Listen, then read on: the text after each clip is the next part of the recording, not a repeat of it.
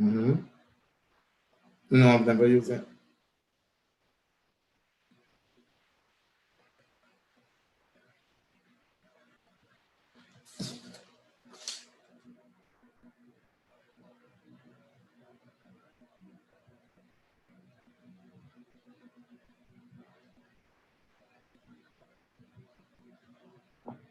Well, a very pleasant good afternoon to all of our viewers. I'm not sure that's the Greens.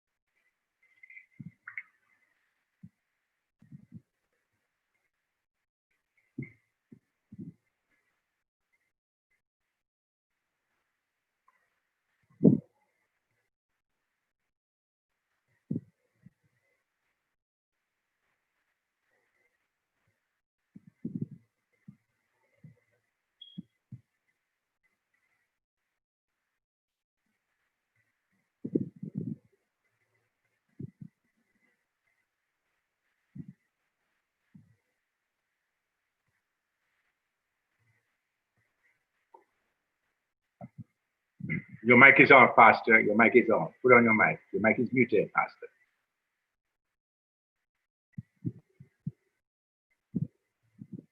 Unmute your mic, Pastor.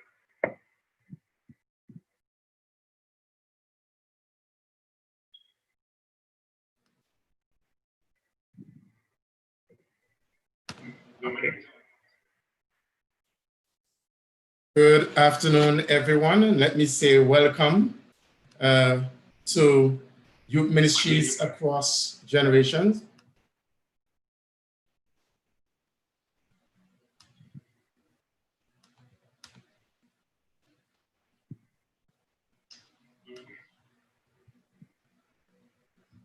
Good afternoon, everyone. Let me say welcome to Youth Ministries across generations. Yes, we just had a little technical difficulty there. We are back now. And let me say once again, welcome to everyone to Youth Ministries Across Generation. And this afternoon, we are here with a special guest. And before I introduce him, I will just give us a brief intro into what we're all about and what we are about to do this afternoon. This afternoon, Youth Ministries Across Generations is a program that is at giving information and also equipping our youth leaders to be able to do effective ministries across the territory. Youth ministry is a work of the church that is conducted for, with, and by young people. The primary focus is the salvation of young people through Jesus Christ and the acceptance and involvement in the mission of the church. Interestingly, we are truly happy that we, across the South Leeward Conference, have young people who truly love Christ and are willing to allow Christ to lead in their life. Investing in today's youth is necessary in growing God's church. Teaching young people in the church to grow in their relationship with Christ. And also, it's not only about leading, teaching them to have a relationship with Christ, but also to serve Christ in a way that will allow them to do transformational ministries. As a result, this nurture the congregations and allow the church to flourish. If this happens, we will have strong churches across the world. Serving young people cannot only prepare them to become future leaders, but also allow them to contribute to the church. This is seen many times in the Bible as God often used young people to do great things for him. For example, God used young Timothy to pastor and lead the Ephesian church when he was only a teenager. In 1 Timothy 4 and verse 12, the Bible says, "Don't let anyone look down on you because you're young, but set an example for the believers in speech, in conduct, in love, in faith, and in purity." However, To realize such young people, the youth need guidance and support as they navigate through the most challenging part of their development and seek to grow in their walk with Christ. Christ-like leaders are needed to serve young members of the congregation and to help them reach their full potential. Hence, youth ministry leaders must be rooted in a biblical foundation in order to effectively communicate with young people. In addition, they must understand modern influence of Christianity on young people, which will allow them to identify with youth and build meaningful relationships with them. It is important for the truth of the gospel to be passed down from generation to generation in order for God's church to truly grow. Ultimately, it will help our youth to grow spiritually in their formative years and also equip them to make an impact for Christ both now and in their future. This afternoon, we are truly happy to have with us Pastor Wilmoth James, one of our past leaders, youth leaders of this territory. Pastor Wilmoth James now serves as the Executive Secretary of the North Caribbean Conference of Seventh-day Adventists. He's a former youth director of the North Caribbean Conference, one who has served over the years with distinction. He has led the youth across the South Leeward Conference and the other islands of the North Caribbean Conference with great excitement. And we have seen how God used him time and time again to be a true blessing to many of our youths. In fact, as youth director, Pastor James has groomed many youth, one of whom sit before you this afternoon and now is in an interview with him. I want to thank Pastor James for all that he has done over the years to groom me and to help me to be who I am today. And I don't even know if he understands how much he has done for me personally and for many of the youths that he has served across the Caribbean. Pastor James is a well-respected and respectable leader in the Seventh-day Adventist organization. He is a highly spiritual leader, one who loves God and youth passionately.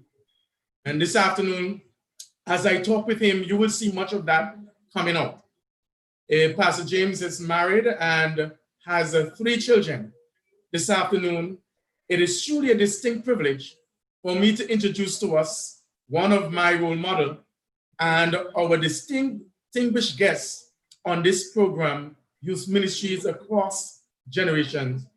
As we talk this afternoon, I pray that we'll be able to share in a way that will help not only our youth leaders across the South Leeward Conference, but our youth and as well our parents, our pastors, and all of us as we seek to navigate our way through the century as we deal with our youth, to make them effective servants of Christ, as well as we help them to be saved in God's kingdom. This afternoon, I give way to Pastor James as he gives a few words to us this afternoon. Thank you so much, Pastor Hastings. It's a delight to join you on this platform this afternoon, to interact with the people of God and the members and the youth leaders of the South Leeward Conference. Truly, I want to thank you for the commendation that you have shared this afternoon as we reminisce on the yesteryears of service among those islands, particularly Antigua, where I met you and joined with you in carrying on the service of the Lord. And again, to all those who are my fellow workers in ministry over the years, I just want to greet you in the wonderful name of Jesus. Yes, my family and I, we are saved. We are securely battened down here in the Virgin Islands. As you know, we are experiencing a spike in regards to the coronavirus. But we stand under the promises of the Almighty. Thousands shall fall at thy side and 10,000 at thy right hand, but they shall not come nigh unto thee. And so this afternoon, it is my delight to share with you in this very powerful ministry orchestrated by the Youth Department of the South Leeward Conference and spearheaded by your youth director. As is known, that it's my delight to always share whatever I have with whoever needs it. And so I just want to thank you for able to come into your conference, into your home, on your cell phone, in your car, wherever you are, and just take a few moments as we address a very critical issue that's now facing our world today, leading young people. I believe you're fully aware of just what's happening across North America, not only of the coronavirus, but the civil unrest and the millions that came out. If you took note of the fact that the majority of them are young people, because they want to share a voice, they need leadership. And I'm glad that your conference to the youth department have focused and put light on this very significant part of the ministry, where we can lead a generation. It is quite apt to Adventist theology on youth ministry, salvation and service. And so in order to do that, we must focus laser pointed directed in regards to how we can take our young people across this very terrible terrain of our history. Ellen White has made it quite clear that the Assembly Adventist Youth Department of the Adventist Church has been specifically organized, given directive by her, to transpose our young people from earth to heaven. And every youth that passes through this church and in youth ministry must be provided with a vehicle whereby they can get from earth to heaven. That's what Adventist Youth Ministry is all about. It is not in show, it is not in performance, it is not in money making. It is simply towards one fact: helping Adventist youth get from earth to heaven. And so I joined you with this focus this afternoon. And to thank again Elder Hastings for giving me the opportunity to share with you. May God bless the leadership, the people, and the constituencies of the South Youth Conference. Thank you very much, Pastor James. I do appreciate as well your kind words. And as we look at this topic this afternoon, I do hope and trust that truly that we will be able to do justice to the youth and youth leaders across the South Leeward Conference. Over the years, Pastor James, you have been a modeled youth leader. We have looked up to you, respected you over the years. Even through difficult moments, we have seen how you allow Christ to lead in your life. This afternoon, the first question I would really like to ask you is, how critical is the role of a youth leader? And if you could give some perspective as to why you conclude, to whatever you conclude is how critical it is, I would really appreciate that. How critical is the role of a youth leader and why?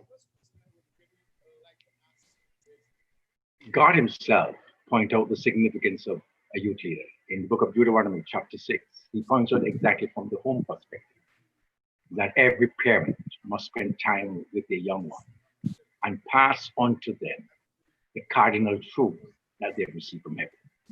It is the only and most powerful way to pass on Adventism to the next generation. That is, by passing it down to our children. It is not evangelism, large tent. It is not even the massive and popular educational system. It is those in the home where young people are born and where that we have to take that back. That's how critical God plays upon it. He handed that over to anyone else but to parents. Then years after, the school came in, and then he asked the school to join with the home to help carry this truth forward, and then the church. So the three-pronged aspect towards salvation of our youth. I hope you don't grasp the significance and the importance of this ministry, that even God spent time to do it. And thus in my 10 years youth director, over the 12 years, I have followed on this principle, that it is very important that young people understand the part that Christ plays in their life.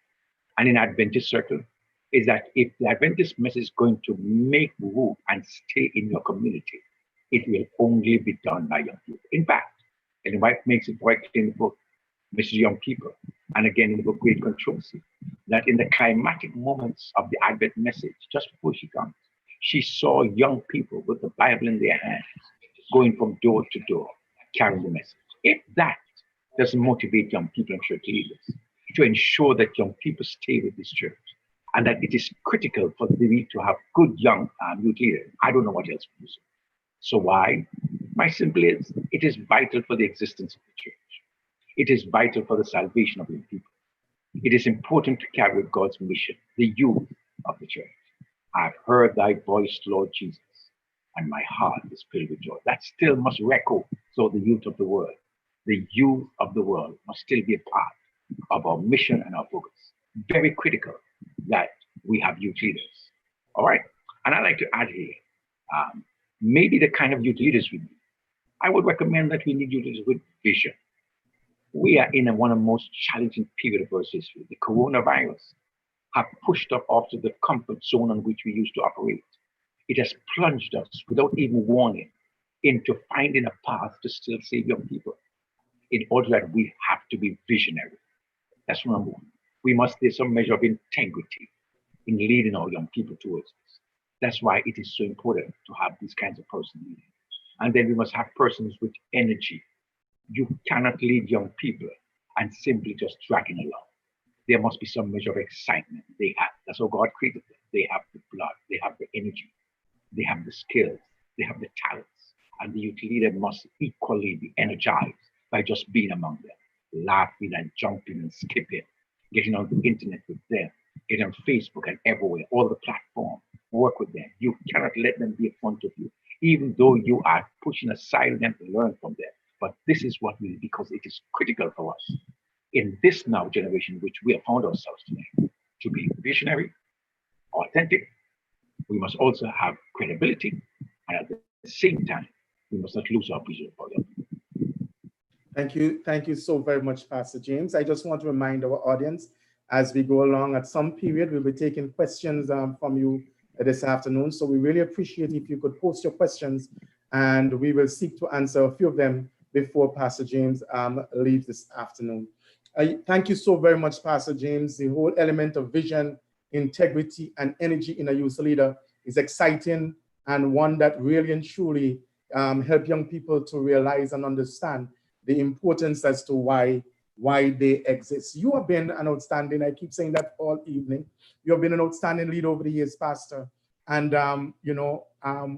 as a youth leader myself, I wonder, and I must ask you this question this afternoon, what was the key to your success as youth director? Because I've seen many men who have led over the years, but with the kind of success that you've had in youth ministry, it speaks something towards you and the way you function. And so just tell us this afternoon, Pastor, what was the key to your success as youth director? I must say that the master key of it all is my love for the Lord Jesus Christ. I consider that. Whenever I serve, I do not seek to serve men. Those who have worked close with me in this ministry can remember it is always putting Christ first. And so my number one key factor is my love for my Lord. And that has driven me to have love for these young people that He has called me to serve. The second thing that I consider to be a very important factor is to have a very supportive family. I must commend up today my wife, Linda, bringing along those children with me on those rounds. And as long as you have a supporting family, it adds tremendously to the success of your work. Then the third thing is to have good, qualified teamwork. There are just some things that you are not able to do as a youth director. And you have to understand your limitation. But when you have a team carefully selected that compensate for your deficiency and also willing to come with you, that will add great boost to the success of your program. Then I would consider also the fact of having the one I mentioned for vision. Always remember that the next set of young people that's coming out of Pathfinders to AY will have a great amount of knowledge that you may not have. You have to be on the cutting edge. You must be able to know what the future holds and where the trend is going.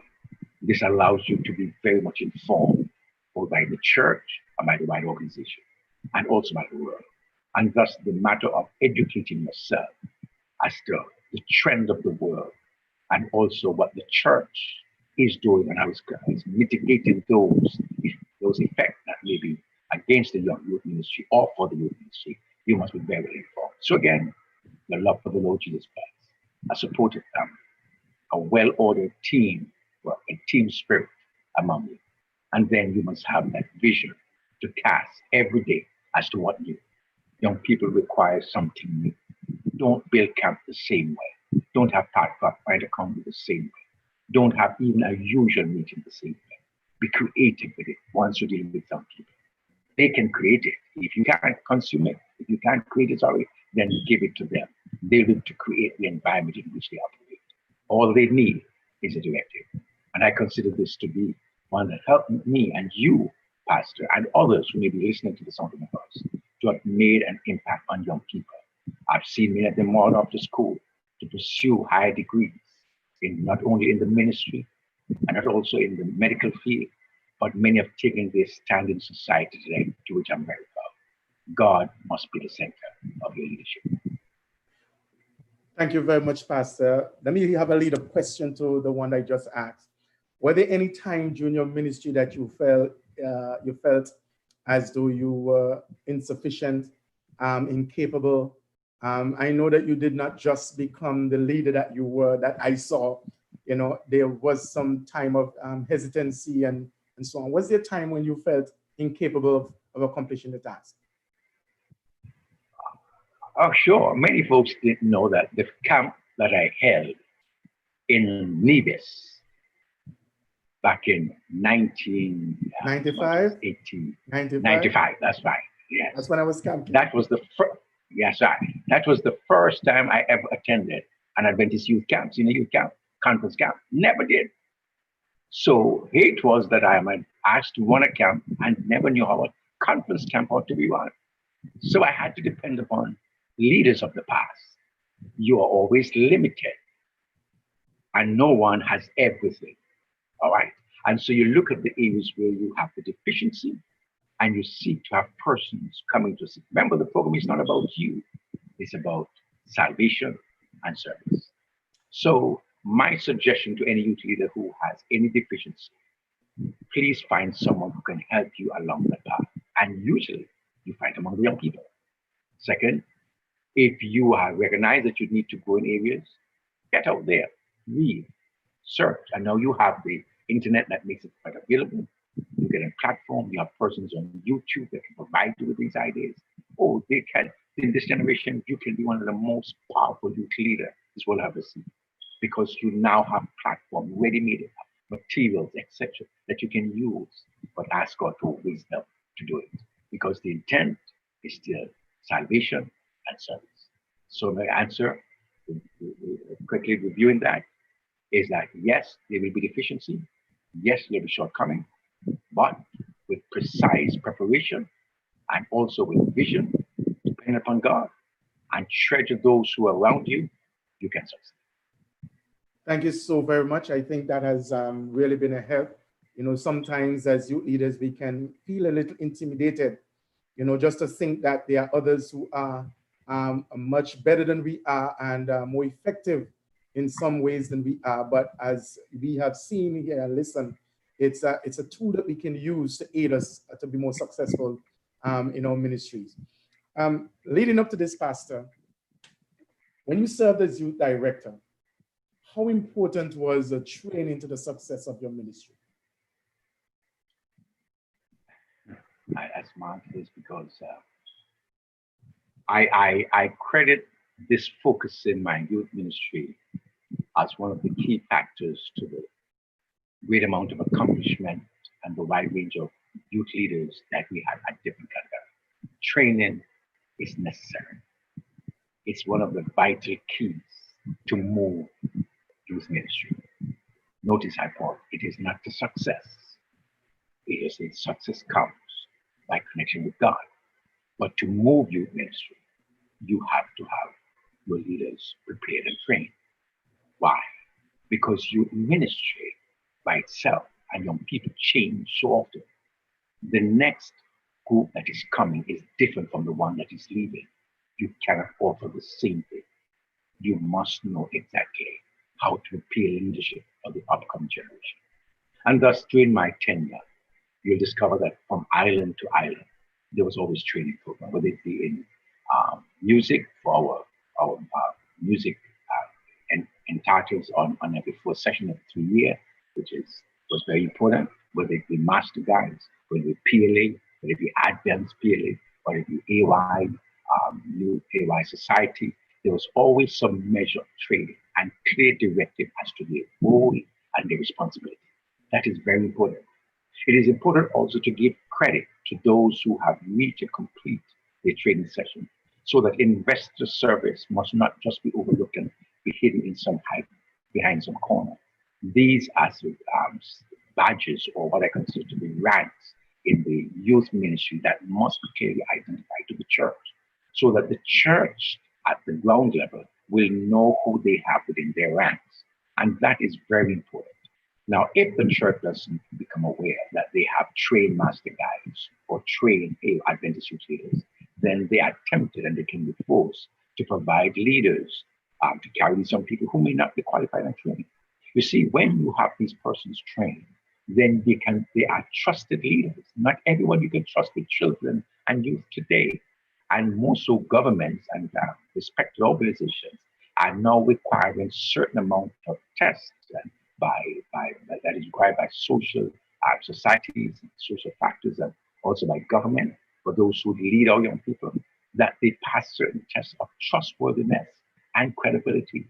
We're in a church that is heavily evangelistic, and not everyone that comes into the church is qualified to just go into the children's ministry department, the pathfinder department, etc.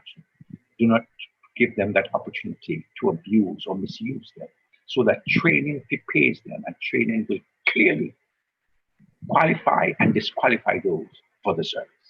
Those of you can remember those days when the testing came around. It was not something that you can just simply pass by. When you have come through the preparation of the youth ministry program, you are prepared to deal with young people and to lead them and to care for them and to love them. Now, sometimes they're not quite cooperative and disgusting. Sometimes you want to get rid of them, but where are they going to go? They have to stay with the church, and you have to find a way of just loving them and providing a ministry for them. So yes, training was significant. It is what that gets the ministry going. I do not think you can see the chat, Pastor, but I cannot hide it from you. I think I must let you know that the chat is lit up with individuals, sending out high notes of commendation to you for your great leadership and outstanding leadership over the years, and truly just sharing similar sentiments that I would have shared before. Pastor, at times, maybe we can become tired of the same old thing. What do you say to a youth leader who thinks or do not have the kind of confidence in the training? They might be good individuals, but they don't have the confidence in the training. They're struggling with the whole idea of training every time. What can you say to a leader like that this afternoon to help them out of that phase of their life? We are not only trained by academic achievements, so that knowing the material or completing the book assignment. I have spent about 12 years with you leaders over the period. First, I just want to say that there are some leaders who are trained by experience, who for years have been there and they know how to deal with it. They can detect problems early. They can identify the troubled children at an early stage. They know how to quell the camp. They know how to run it. And so therefore, recognition and award and statue and position and award or badges should be given to these persons based on experience that they've had with it. So that, I don't know if those remember Major, may God, she's now deceased. She one thing I admired about her, she never gave up, but she was there every time for the training, and she was there every time to serve. I was so happy that even though I haven't left that part of the field, that she eventually became so, because it is not so much of pleasing someone as that the person is quite able to deliver and produce the kind of service that will give credence to the salvation of our young people and for preparing them for service in the Church of God. Thank you very much, Pastor. This leads us to the next question that I really would love for your answer to. Do you think that the current structure of our AY and Master Guide training curriculum is still relevant in meeting the developmental needs of our youth leaders today? I really don't know what's the current structure of the Master Guide and the AY. I must be honest with you, what the curriculum is like. But I do know that for every educational institution, for every educational program, curriculum is being amended and adjusted to meet the current time. I remember in my tenure that there were times that has to be brought. I brought it to my union counterpart. I brought it to the division counterpart. And I remember it was the division who gave the North Caribbean Conference the OK to carry out, which is called the Advanced PLA. We pilot that program within the North Caribbean Conference. Why? Because we wanted to have something that is current, that can meet the needs of the young people. So yes, as I say, I'm not fully aware, but I would strongly recommend that you assess your current curriculum under these two programs. And because the one that I knew about had nothing in it about YouTube, had nothing about Facebook, had nothing about it with these things. And you cannot run a program now without this platform. It's impossible to run a youth ministries program without this platform.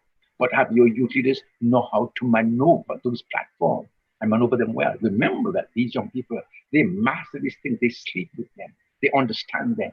But youth leaders must be able to know the various platforms on which young people are communicating and talking and how they operate and be able to manage. So then I am not too sure, because that's the way this current generation is learning. That's the way they are assimilating knowledge. And if we're ever going to get them to understand the function of the church and how it operates, I am suggesting that a new look be taken at the curriculum, that it becomes current to meet this generation. Thank you. I have a question here from the chat group I want to ask, Pastor. The question looked towards how can we, from your great wealth of knowledge and information, how can we mobilize the youth to fulfill the Great Commission in these times?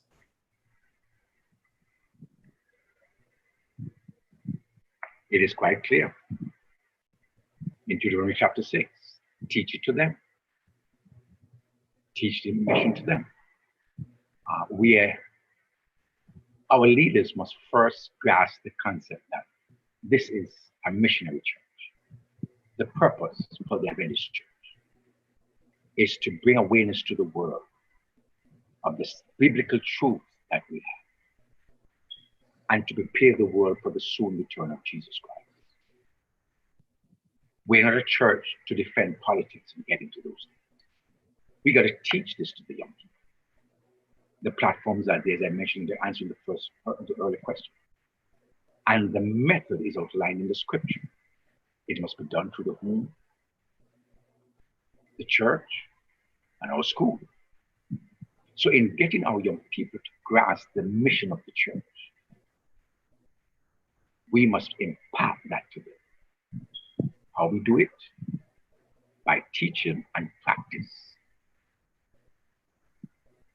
Presently, I'll be engaged in a massive youth program across the UK. And I sat with the youth directors and we outlined a plan. And the plan is, they are going to be the missionaries on the online program to bring young people to this. They know the program, the platform. They know these people.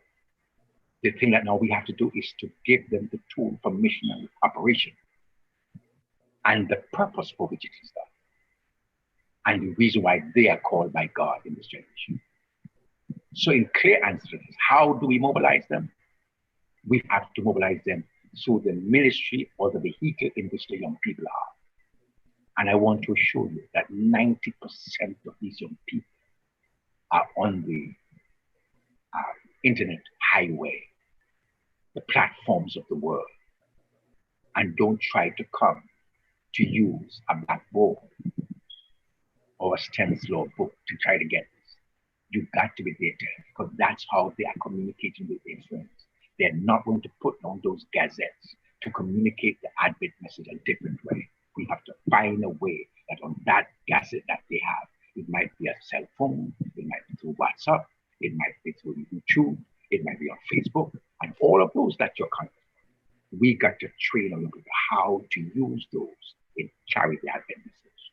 And when they are converted and they love this mission, they will run with it. Every generation of young people has done so. And don't think that every generation didn't have young people who were challenged and may not have caught the vision yet. But when you go back from the initial stage of the Advent message, such as Uriah Smith and these others who were young people at the time, Joseph Bates, was the eldest of them all. But what? The vehicle they had was the printed page, but they ran with it. Not everyone did. But history tells that some went and it go forward. Then the next generation came, but it came about just 1900. And we know history. Young people in Europe and other places were standing up preaching the gospel on the Sabbath when they were not allowed. Not everyone did, but some did. And history says it worked. Then we came down to the mid 1900s. Again, young people were there when they began to move across the Caribbean. Look at them, they were young people picking it up and going in with the printed pages. Now our history tells that it worked. Here we are, the work spread across the Caribbean. In my time when I served as youth director, young people, they're not all. Yes, you and I knew we had to force and coerce and encourage. But thank God, they didn't look at somebody where they're standing now. Young people, it worked. So every generation will have its challenge. Don't be sidetracked by the seemingly uninterested. Don't be daunted by those who may criticize. If you have 12, that's all Jesus used, 12. If you have 12, set them loose. They will find 12 to work with them and carry the work forward. So mobilize them with what they have, because you work better with what's in your hand. It's difficult to mobilize a team when they don't have the tool. If they have it, use it, and they will go. Yes, there's another question in the chat, Pastor. They're coming fast and furious, and we can't have to answer a few of them. It's asked, how can youths and youth leaders improve locally if at the top there has been little change in leadership for many years? This is the question now. At what time do we make such changes? It's asking your perspective on leadership for an extended period of time. I'm not too sure. Could you give that question again? I want to make sure I understand it. Yes, and that is a question for me. The question is asking, what is your perspective on leaders who serve, whether youth ministry or anywhere else, for an extended period of time? You believe in continuous leadership where the same person lead for 8, 9, 10 years, as opposed to be given one term and then step down? What's your perspective on leaders who have been there for many years? If you ask God, I don't know if God ever moved leaders. No, ask God. When he called any leader, he calls. It's polite. Polite. If you're caught up with an organization, then you're probably not ready for ministry, because organization does one ministry. It's individuals one ministry. And if you're called of God, your ministry will tell. So in answer to this question, let us not focus on organizational structure. We can become quite amazed with that. There's no organizational structure that is perfect. But an individual who is called by God, God will empower that person to minister for 50 years, for 25 years, in different capacities.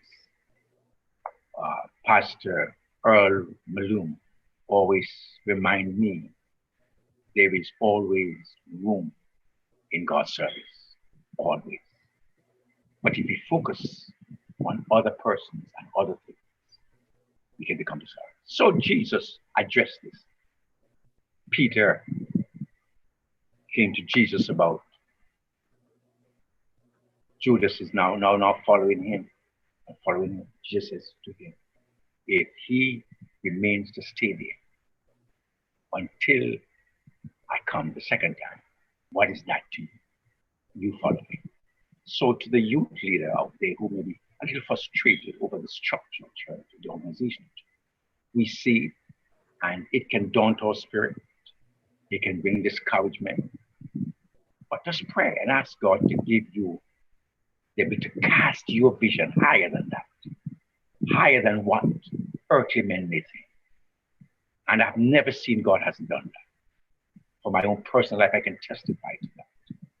I can tell you that when you cast your vision higher than man, God will lead, because that's what God is looking for. So continue to give up your best. One thing is certain, when the day comes and you cannot give no more, revelation comes into fulfillment for you. Your work will follow you. Thank you very much, Pastor. We're going to get back to our questions. Okay. From your perspective, Pastor, have youth ministry changed a lot today from what it was during your time as youth director? I think you have served during a period of great success, and we're seeing what appears to be a decline in the quality. What are your perspective, Pastor? Has youth ministry changed a lot or not? I looked at the question and I'm going to be candid. Youth ministry doesn't change. Programs and operations and individuals and methods change. Always remember that. The ministry to the young people remains the same. It is salvation and service. But how that is being carried can be different. And so we have to look at the demographics of it. I leave it. If you're speaking for you as a conference director, you have to look at it in the demographics of St. Kitts, Nevis, Montserrat, and Antigua. Three different, every island has its uniqueness about it, and you have to be able to minister. If it comes to the area coordinators who may be listening, you have to look at the congregation, their strength, their resources, etc., and how you can be able to manage those things. And that is important in how you carry out and the leader in the church, what resources are, what the children are, the homes, the family, how supportive are. So then you act after you have assessed that. And today, I am very much inclined to recommend strongly youth ministry, the significance and importance of data collection. Do not lead blindly, because you will hardly get it when you become discouraged. Know who you are leading, the number of persons you are leading, and where they are. You have to collect that data.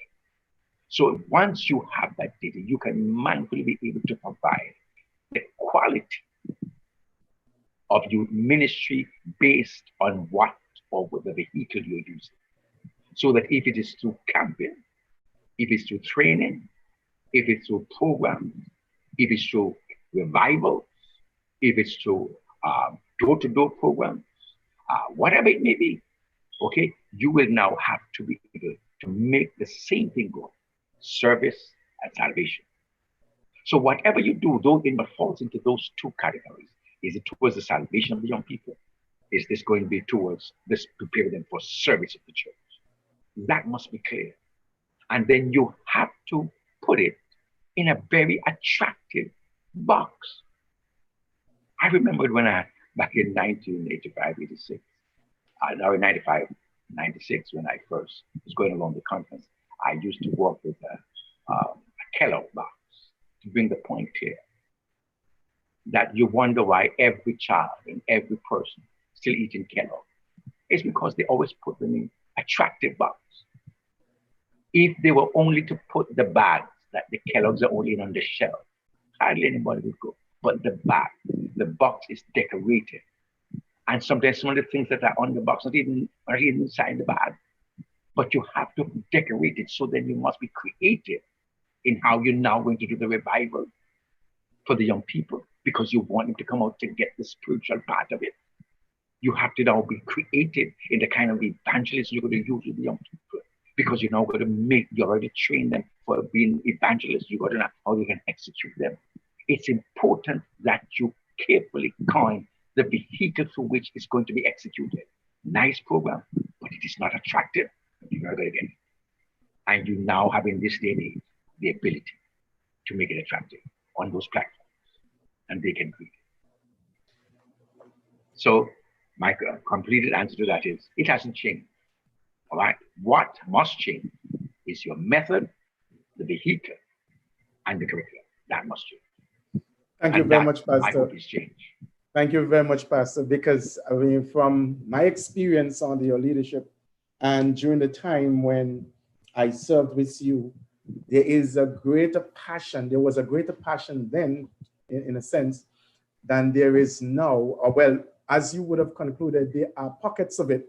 There are individuals, and a leader should know who those persons are so that they could pull them together, build strengths before they can move forward. So I think that answer really has been of great help in this situation, because I serve at a time when so many people were eager and zealous to move the work forward and to hold up the leader's hand and to move with the project. Today, it's a little bit more challenging. All right. Just love people. That's all you got to love the people. Amen. Do you think, Pastor, that the local church is intentional enough about the success of youth ministry, based on your experience, based on what you know today and what you know back then? Do you think that the local church is intentional enough about the success of youth ministry? I honestly think that the local church and those who are in charge can put some more emphasis and support for the young people. We are at a time when the young people are not that many in our church. Well, let me put it in phrase that, as it used to be. And there's some factors surrounding that. One, families are not that large as before. That's one factor. And second, young people are more interested in staying on the periphery and not getting involved. All right, that's this now generation. They prefer to watch on than get involved.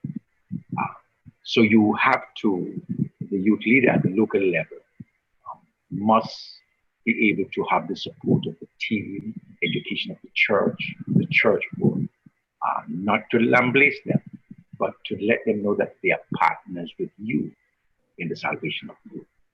So it is something that I think we have to look carefully at. Every church, and now that we have the ACMS that can give us that data upfront, know exactly how many young people are in your church. The ACMS program provides that which you will click of a button, what age range they're in. And then you can know and where they're living. It tells you who their parents are. Based on the data that the church clerk submit into that software, it gives you great amount of data to work with. It's important that those data be revealed to the significant bodies of your church, the leadership bodies of the church, that they can understand that if we have 20 youth here, and of that 20 youth in this church, we have 5 that are between 20 and 35. We have 10 which are between the ages of 16 to 29, and then we have the rest 5 that are just children at the church. You must have them, you will know how to minister. And based on the data collected, you can carefully coin programs and ministries that would lead them to salvation service. It's very difficult today to lead young people in absenteeism, which means they are there or hardly there because they're on their platform talking. But if you know who they are, you can communicate to them on those platforms. Pastor Hastings, it is different today in bringing them together, very much different. And so most of it now is on Zoom, most of it is now on WhatsApp, but let them tell us exactly what's the best platform to reach them on. And we can gather them together, but we must know who they are and how many they be. That's amongst. Thank you. Before I ask the next question, I want to read this quotation from Ellen G. White in the book Gospel Workers, page 207. Ellen G. White said on the youth needs, very much has been lost to the cause of truth by a lack of attention to the spiritual needs of young people. ministers of the gospel should form a happy acquaintance with the youth of their congregations. Many are reluctant to do this, but their neglect is a sin in the sight of heaven. My question to that pastor: how important is the pastor to the success of youth ministry? Pastor is the key factor in youth ministry. Always remember, with any pastor on this land, every young person admires you. Every young person admires you. They may not come up to tell you, but just the fact that the position you hold, they admire you. And they watch you. They watch us. They want to see what we do and how we do it. Therefore, it's important that we turn up at the socials. We turn up online with them. We don't have more socials now. We turn up online with them. It's important that we get in whatever activities they involve, even though that they may beat us in the games, take our licking and go home, because that's not our main platform. But the involvement of ourselves with the young people, then always provide a voice for them. Support the youth leaders with credible, responsible, and audited programs that they want to do with the young people. It's very important. And let us turn up at times where it is possible. So that I would say that pastor, when I just give it, he may not be able to tie the knots. He may not be able to sleep over at all the camps, but just being present, just sitting around with them after the camp in the night, listening to their jokes and hearing them. They will respect the presence of the pastor. That's my submission, but a very successful pastor. Okay, from your experience, Pastor, over the years, how much more difficult has it been for you when you don't have the element of the local church and the pastor in a whether given district or given church? How much more difficult it is for you as a leader to accomplish your goals and your objectives? If you have these challenges, it's going to be a challenge. If you have the support or the presence of the pastor and your leaders are not there, it becomes a challenge. And you will have to find respectable pathway in going forward, which means a dialogue with the pastor, and maybe he can't be, but he can assign someone as his representative. It is not the best way to ignore his position and try to run the program apart from him. Understand that not everyone, all the pastors, has the same passion for youth ministry as you would have as a youth director, and you understand that. There's some who think that every pastor must be the youth director. Copy, no. Everybody has their gift.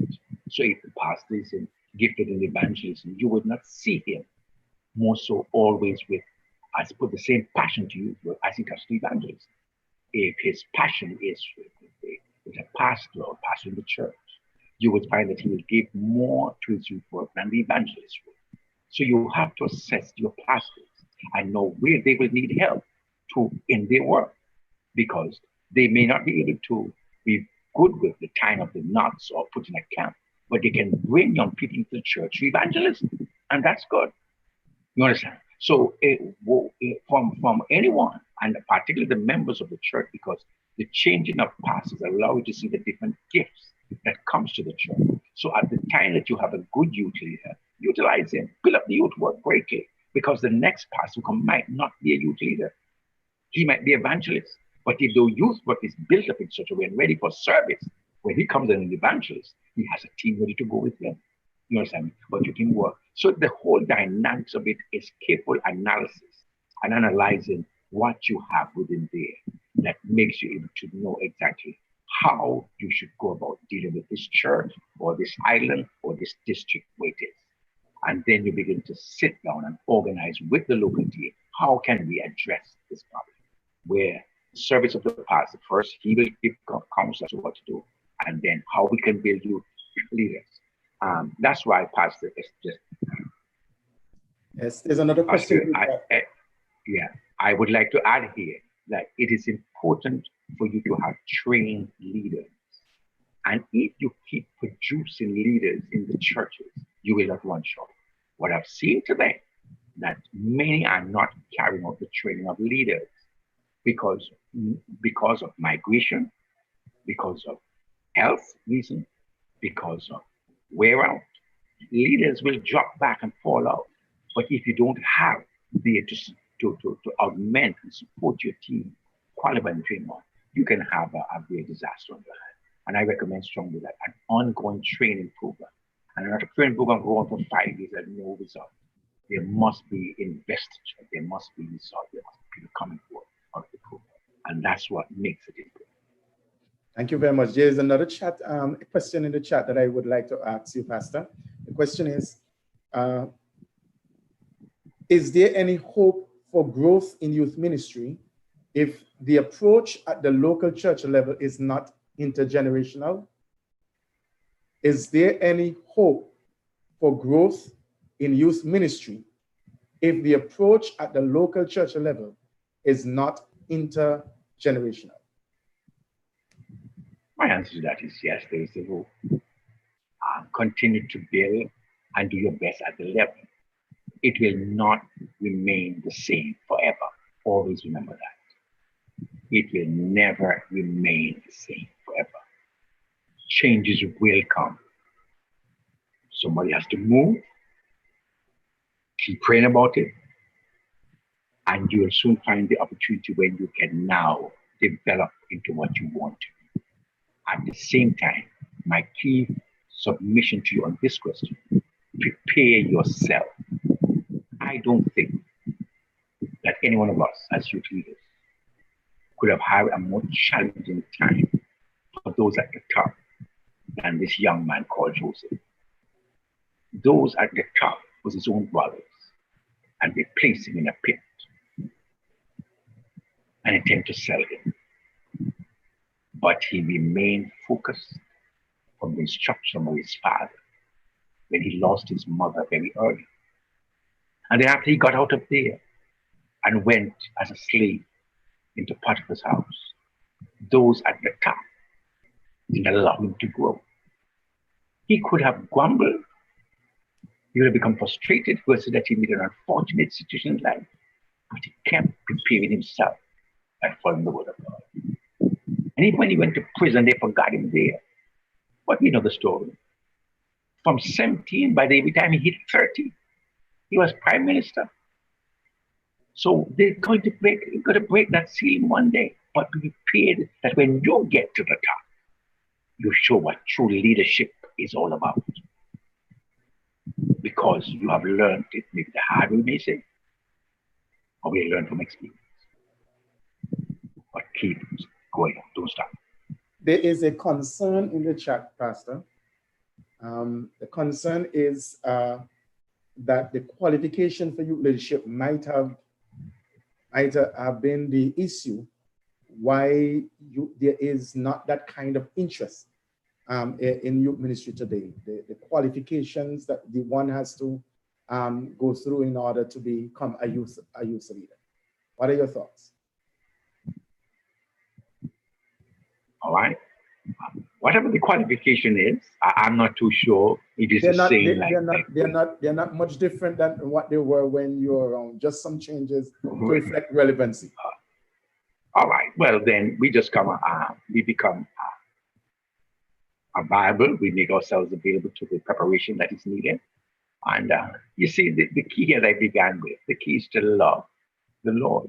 If you are going into the youth ministry because you love Jesus and you're doing your best, then when the history of your church is written, it must be stated that you were one of the best youth leaders that have passed through this church. You don't want to hear you were the best leader grumbling over everything. You're the most outstanding grumbler for every situation. You want to know that you were the best youth leader that passed through the church. And so if that's the qualification, let's pursue it. I believe every youth leader then Every pastor will work with you to make sure that you attain it. And I said again, sometimes even you may not attain the academics, the fact that you have the experience, any person in position would give credit to that and place you where you can give up your best to the master, because that's what God wants, just your best. And once you can give your best, God will reward you. I think the person who's concerned here is probably saying that the demands are too high, and so a lot of people being busy and everything else today shy away from becoming youth leaders and be trained. But again, if you want to do something and you want to do something effectively, then I do agree that you must go through the rigors in order to reach that. Again, also the leaders must look at the program to see if it is meeting the needs of the person, or if it's other way, because you must know what kind of leader you want, you see, and a leader must be qualified based on the culture of the environment in which we live today. So that in the yesteryears, when I served as youth director, as I said, these platforms were not there. And so therefore, training of youth leaders was not necessary. But had they been there, we would have to prepare as to how they should be able to be sharp with their WhatsApp, be creative with their PowerPoints and teaching, be able to do podcasts to reach them, because that's what these people go going online to do. That's what they're doing. So you have to be sharp enough to that. Now, not every youth leader based on age can do that, but can they find another way of communicating these things? Sure, they can. And by being in class and in training, etc., they get. So the kind of training that needed now is not the same as back then. I strongly agree. It needs to be much more on the platform focus that we're seeing that is here with us today. And with the COVID-19 around us, we don't know how long we will be living under this new norm, but it's important for us to be prepared to offer ministry at this kind of norm situation. Pastor, as we wind down this afternoon, because we are just at the bottom of an hour, and so we want to be out by the next 15 minutes or so. I just have a few more questions if the chat does not have any more that I want to ask you this afternoon, and I would really appreciate if you could really share with us this afternoon. The first of them being, given the opportunity to serve as youth director again, is there anything you would do differently today than that you did not do when you were youth leader? I laugh at that question. At my age, I can't be given no more opportunity to be youth leaders now. You just have to look at your age past and you know that this man is much older than you are now. So I can't get that. I don't have the energy for that no more. But different, there are things you'll have to do different. As I said, the new platform, we'll have to do differently. We'll have to provide a way of reaching these young people differently. Evangelism will have to be done differently in this day and age. We also have to be able to captivate the young people differently. This I know is one of the most challenging because we live in an age where now every person has the world in their hand. You understand me? And whereas when we serve as youth leaders, it was excited to go over to another island and discover new things there. And now you can stay right in your house and know what's happening on almost every island. You can see that. You can pull it up. You can Google down. You can see things, etc. You can put up history on every part. So things would have to be done differently to the times in which we live and the norm of living, I would say. As it relates to the objective of the ministry now, it remains the same, salvation service. And I recommend to every youth leader out here, keep these two words, hang over your door when you enter your house, when you're leaving it, if you're serving your people. It is salvation service. What am I doing as I go out to Pathfinders today, or I get on Zoom with them? If this is for service, which is preparing them, or will it be for the salvation? And we have to balance that. Because when you get converted young people, you will get active young people. When you get converted youth leaders, you get active youth leaders. So in essence, the ministry will remain the same, as I said, but differently. Yes, we will have to do things differently. And I would recommend, based on the culture, the times, and the main way in which people learn and become comfortable, is exactly which we will have to use. And I recommend those terms. Okay, my next question, Pastor. What do you consider to be the most challenging challenge that you have encountered as youth director?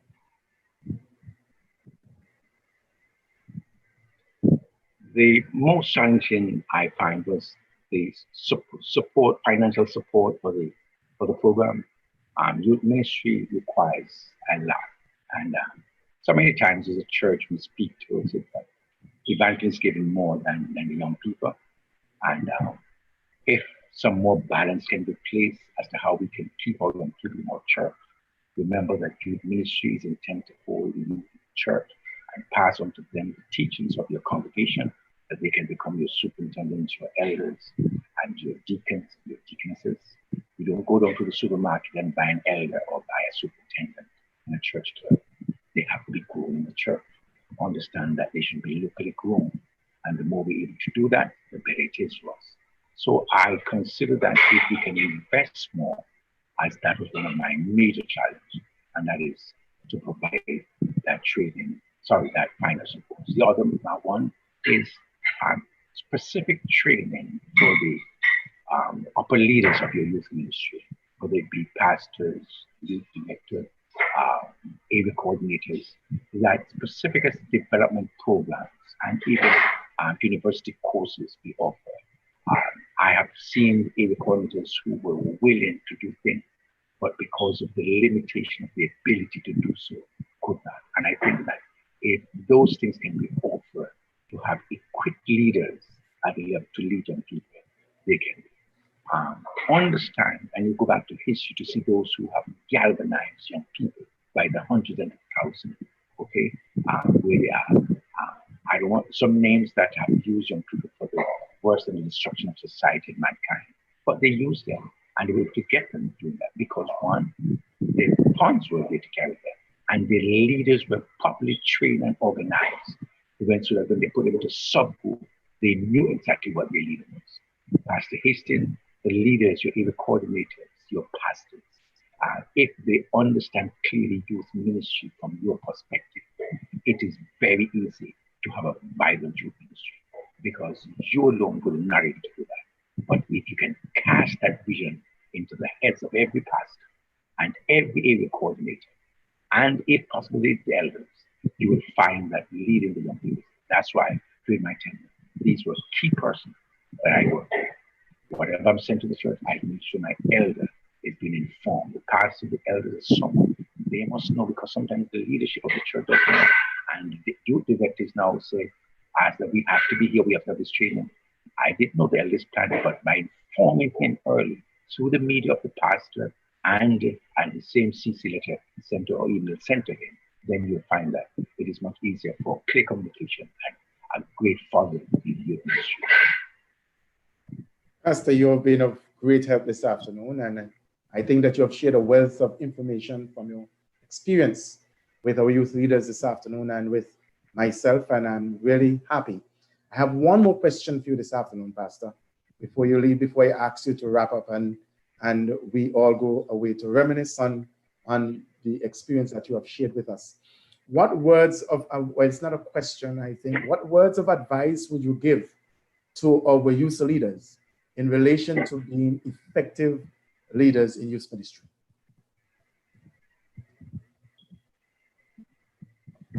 I would submit to you this afternoon that for you to be effective in this postmodern era is that you have to depend upon God. It's sometimes difficult to see God through this period, this year. And I again refer to our coronavirus situation. We tend to see God in the clear development of great programs, massive gatherings. But here you are as a youth leader, and not able to probably get out. We here in the Virgin Islands are still locked down. Amidst all of this, to get a vision of God. Somebody who is listening to me today might be in the spirit of Isaiah when things as I die. Somehow discouraged because it seems that leadership and the turning of the new government is ambivalent, and somehow Israel wasn't too sure where they go. And then Isaiah went to the Lord. And God told him in a personal way, look, you think your alone was worried about those young people in that church? Come up here, let me show you. And he took him up to the holies of God and showed him that God was still on the throne. And so I recommend to the youth leader today who may be discouraged, challenged, cast your vision higher than the organization. Cast it higher than Pastor Hastings. Cast it to the throne of God. And not leave until you get a vision of who God is and where He is. And you will discover He's right on the throne. And He's on the throne of your life, the throne of your home, and the throne of the church, the congregation. And as long as you know He's there, you know that the mission that you carry for Him will meet success. That's the first thing. The second thing is love young people. Have a caring concern for them, not just those who are of your church or who you idol. Ask God to give you that burning spirit for the youth of this world. We used to sing a song back in envy, the youth of the world, for the man of Galilee. That's the Adventist flag. It is every youth wherever they are. It is for God. When we see them going to the carnival, going to the sports, or going to there, and are going to church, or smoking, they're the youth of the world, but they're for the man of Galilee. Not everything can be run through the church. There may be government programs that are catered for youth or society for them. Why not organize in your village a youth program sponsored by the youth or the leader or the government leadership of your of that country, but just for young people? What can do to help young men understand their worth? Drugs are eating the black race, the black young man. Who is helping to work them? Jail can't solve it. Police can't solve it. I still think the church can. So therefore, if you may not have one or that in the church, or you may have that, but you can work with young people outside and build a farm product for them. This can help. Somebody can find this. What can be done for them? So love them and care. And the third thing that I would like to submit to you is that please respect and honor the church, because God has put the church and the youth ministry here to carry the Adventist youth from earth to heaven. It is not for us to try to change it or argue it. It is discover what this ministry is all about and prepare ourselves to be a part of it. The Sabbath before we get over, Ellen White says, an estimated journey between here to heaven could take us about 7 days, in order for those who never kept the Sabbath to keep. But it was quite clear when she pointed out that that Sabbath is not going to be spent with the Sabbath school, but a time of rejoicing. And then revelation will be made.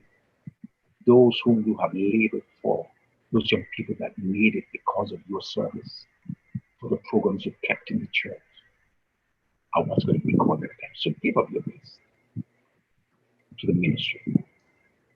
And fourthly, always remember that you must be a victorious man, a victorious woman too. In other words, plan to go home to glory. Don't let anything cause you to lose your soul. I know it gets rough at times. I know it's heated on those words. I know people, you put in the word in until words, sabotage your program. Don't worry about that.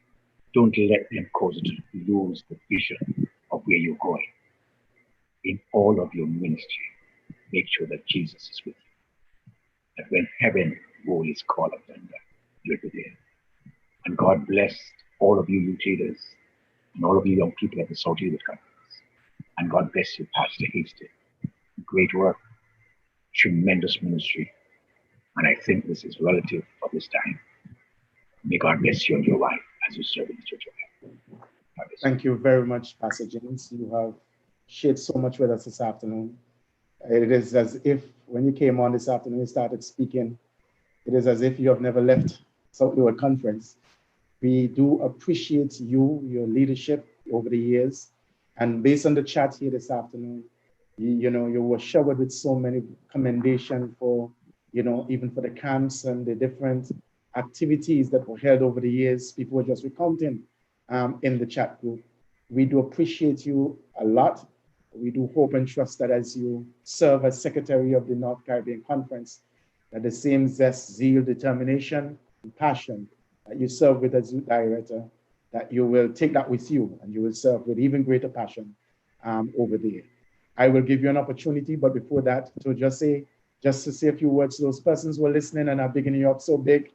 I just want to say this afternoon, to those who are listening, we want to thank you greatly for staying with us and for listening in this afternoon and for giving your submissions.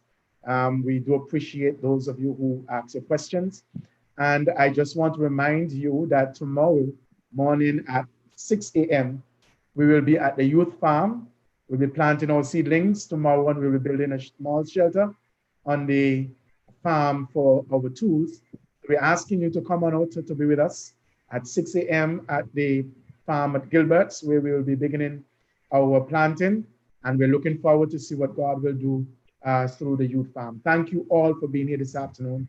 Pastor James, I'll give you an opportunity just to say a few words to those who are listening and those who have been bigging you up, your supporters. They came on this afternoon just to make sure that they hear your voice another time. Thank you so much.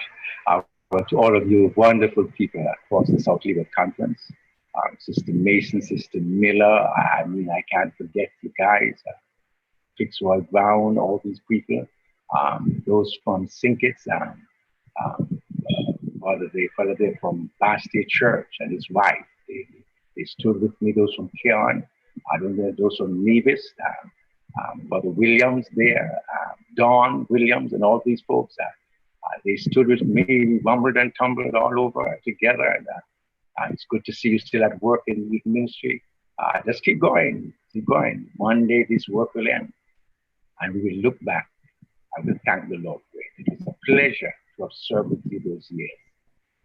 When I produce my books, they will be clearly reflecting those years back then, and I know that you'll be happy to see it. But in the meantime, I keep pressing on. Keep praying for me, keep praying for my family, and keep praying for the service. I bring you greetings from my president, Pastor Desmond James. You have prepared him well. He's doing a mighty work out here in the North Caribbean Conference, and we're so happy for him. I just want to let you know, thank you so well for the well preparation you have done with him. We're surviving the coronavirus. Keep praying for us. Our main islands that are hit, the spikes are St. Martin and now the US Virgin Islands, and they'll be locked down by Monday. But we want to say that all our churches are still vigilant. We're going forward. We're pressing on. The membership is encouraged. I just want to thank you all for this. So from my heart to yours, from my home to you, on behalf of Linda and I just want to say, God blessings to you all. And if I don't see you again on Zoom, when the big Zoom is called up yonder, I'll be looking to see all of you in God's glory. Have a pleasant evening. Amen. Thank you so very much, Pastor James. And once again, we wanted to say hello to your wife and to your children for us. Your wife is so great at making non-singers singers. I remember 1995, and so just let her know that we still think about her and give her a kiss for us. We thank you very much this afternoon for sharing once again, and truly you have edified us this afternoon. And we look forward to see how youth ministry will change based on the experience, your words of experience here this afternoon, as you would have shared. God bless you, Pastor. Thank you once again for coming on Youth Ministries Across Generations. This is a program we hope to have from time to time with our various leaders across the territory and further afield, discussing generational issues in youth ministry and how we can change the status quo to make youth ministry more effective and successful. Thank you once again, audience. We really appreciate you being here this afternoon. God bless you and see you next episode of Youth Ministries Across Generations. God bless you. Thank you.